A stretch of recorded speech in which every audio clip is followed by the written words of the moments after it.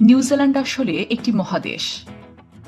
সাধারণত আমরা ৭টি মহাদেশের কথা জানি, কিন্তু সাম্প্রতিক সময়ে পানির নিচে ডুবন্ত অবস্থায় আরও একটি মহাদেশের খোঁজ পাওয়া গেছে।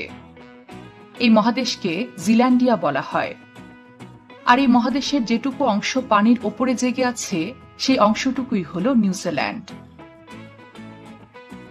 নিউজিল্যান্ডের মোট জনসংখ্যা প্রায় ৫০,৩১,০০০। অবাক করা একটি বিষয় হল এর মধ্যে প্রায় ৪৯% মানুষই নাস্তিক। তারা কোনো ঈশ্বরে বিশ্বাস করে না। নিউজিল্যান্ডকে বলা হয় সমুদ্রকন্যা, কারণ এই ছোট্ট দেশটিতে রয়েছে ১৫,১৩৪ বর্গ কিলোমিটার দীর্ঘ উপকূলীয় তটরেখা। এটি বিশ্বের ৯ম বৃহত্তম উপকূলীয় রেখা।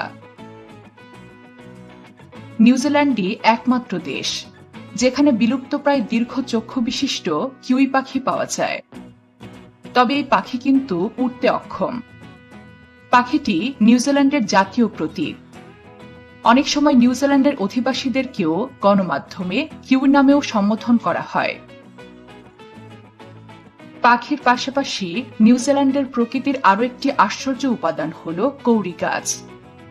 জেনে অবাক হবেন, এই গাছটি বড় হতে সময় নেয় প্রায় ২০০ বছর। আর কৌড়ি গাছের বিখ্যাত ফলের নাম কিউই। নিউজিল্যান্ড এই কিউই উৎপাদনে বিখ্যাত। ফলের পাশাপাশি নিউজিল্যান্ডের আরেকটি বিখ্যাত পণ্য হল ডেইরি প্রোডাক্ট। দুধ ও দুগ্ধজাত খাবারের উৎপাদনে নিউজিল্যান্ড সেরা। এক বছরে দেশটিতে প্রতিটি মানুষের জন্য গড় হিসেবে মাথাপিছু ১০০ কেজি মাখন এবং ৬৫ কেজি পনির উৎপন্ন হয়। দুধের পাশাপাশি নিউজিল্যান্ডের মদও খুব বিখ্যাত। দেশটি বছরে $১.৩ বিলিয়ন ওয়াইন রপ্তানি করে। বিখ্যাত মালবোরো ও হক্সবে ছাড়াও নিউজিল্যান্ডে রয়েছে অন্তত ১০টি বৃহৎ মদ উৎপাদন অঞ্চল। দেশটিতে মদ্যপান করার জন্য বয়স মাত্র ১৬ হলেই চলে। নিউজিল্যান্ডে রয়েছে পৃথিবীর সবচেয়ে ভারী পোকা জায়ান্ট ওয়েটা। তবে এখানে যত প্রকারের প্রাণী আছে তার মধ্যে ক্যাটিপো স্পাইডার নামের মাকড়সাই একমাত্র প্রাণী যারা প্রচণ্ড বিষধর হয়ে থাকে।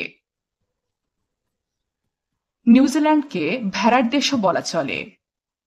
মানুষ ও ভেড়ার মোট সংখ্যা হিসেব করে দেখা যায় একজন মানুষের বিপরীতে এদেশে রয়েছে ৯টি ভেড়া। নিউজিল্যান্ডের প্রাণী বৈচিত্র্যের আরও একটি আশ্চর্য হল সবুজ ঝিনুক। এই ঝিনুক নিউজিল্যান্ড ছাড়া পৃথিবীর আর কোথাও পাওয়া যায় না। সবুজ ঝিনুকের মাংসের আকার বেশ বড় এবং নরম হয়। এটি নিউজিল্যান্ডের অতি জনপ্রিয় এবং সুস্বাদু একটি খাবার। নিউজিল্যান্ডে দেখা মিলে এক আশ্চর্য প্রজাতির মাছ। এই মাছ ৮০ বছর পর্যন্ত বেঁচে থাকে এবং জীবনের শেষ সময়ে মাত্র একবার প্রজনন করে। নিউজিল্যান্ডে অনেক অদ্ভুত প্রাণীর দেখা মিলে, তবে আশ্চর্যজনক হল সত্যি যে দেশটিতে কোনো সাপ নেই। নিউজিল্যান্ডের কথা হবে অথচ দেশটির বিখ্যাত আদিবাসী জনগোষ্ঠীর কথা হবে না, এমনটা হতেই পারে না। নিউজিল্যান্ডের বিখ্যাত আদিবাসী জনগোষ্ঠীর নাম মাউরি, আর তাদের ব্যবহৃত মাতৃভাষার নাম মাউরি ভাষা।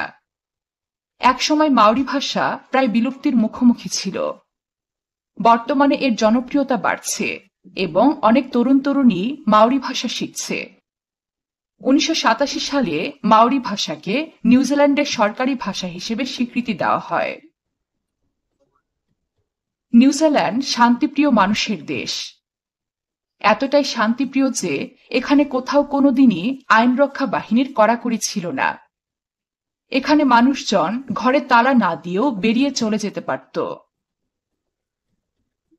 জেনে অবাক হবেন, নিউজিল্যান্ডই পৃথিবীর সর্বপ্রথম দেশ যারা নারীদের ভোটাধিকার নিশ্চিত করেছে।